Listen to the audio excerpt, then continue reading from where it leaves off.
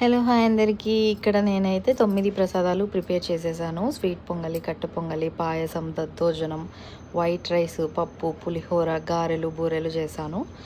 ఇంకా ఇక్కడ దేవుడికి అలంకరించుకుంటున్నాను. ఏంటి అంటే ఇప్పుడు మనం వ్రతం చేసుకొని కాసు తెచ్చుకొని అలా కలశం పెట్టుకొని చేసుకోకపోయినా సో ఇలా నార్మల్గా పూజ అయితే చేసుకోవచ్చు. మన దగ్గర బ్లౌజ్ ఉంటే బ్లౌజు, శారీ ఉంటే శారీ, అది ఏదైనా పెట్టుకోవచ్చు. సో నేను ఇక్కడైతే మంచిగా నైట్ పూలు తెప్పించుకున్నాను కదా, సో మంచిగా అలంకరిస్తున్నాను అనమాట పూలతో దేవుణ్ణి.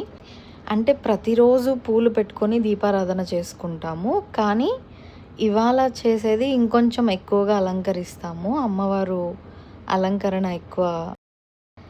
సో ఇంకా రెడీ అయిపోయి నేను కూడా చక్కగా బ్యాంగిల్స్ అది వేసుకొని పూజ స్టార్ట్ చేసేసాను. కొంతమంది ఏంటంటే ఎవరో మీద పోటీగా పూజలు చేస్తూ ఉంటారు, అది కరెక్ట్ కాదు.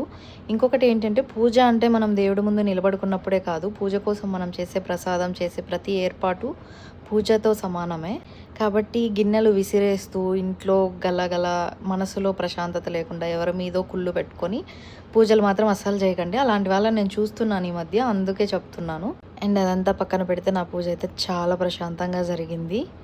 సో నాతో పాటు మీ అందరికీ కూడా అష్టైశ్వర్యాలు, ఆరోగ్యం అన్నీ సమృద్ధిగా కలగాలని ఆ అమ్మవారిని కోరుకుంటున్నాను. అండ్ మీ పూజలు ఎలా జరిగాయో కామెంట్ చేయండి. అండ్ నా శారీ కూడా ఎలా ఉందో కామెంట్ చేయండి. వీడియోని లైక్, షేర్ చేయండి. ఛానల్ని మర్చిపోకుండా సబ్స్క్రైబ్ చేసుకోండి ప్లీజ్. Bye bye.